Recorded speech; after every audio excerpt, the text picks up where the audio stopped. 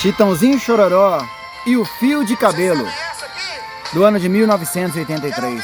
Bora escutar. Quando a gente ama, qualquer coisa serve para relembrar.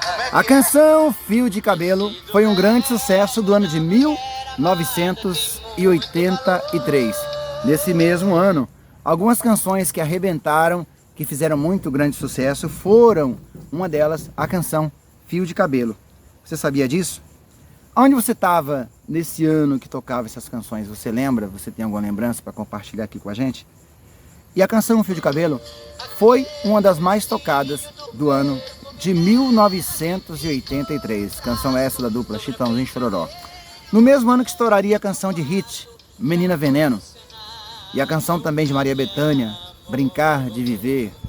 A canção também de Raimundo Fagner, Um Homem Também Chora. Era sucesso também da canção de Michael Jackson, Roupa Nova. E muitas outras canções que nesse ano arrebentaram, fizeram grande sucesso.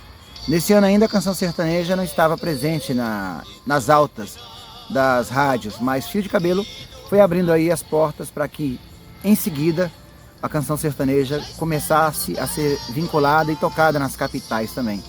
Canção essa da autoria de Marciano e Darcy Rossi. E hoje o Fio de Cabelo foi lançado, no caso, em 1982 e começou a fazer um grande sucesso aí em 1983. E você, o que fazia nesse ano? Compartilhe aqui com a gente nos comentários, deixe aí sua opinião sobre o que você acha da música sertaneja hoje.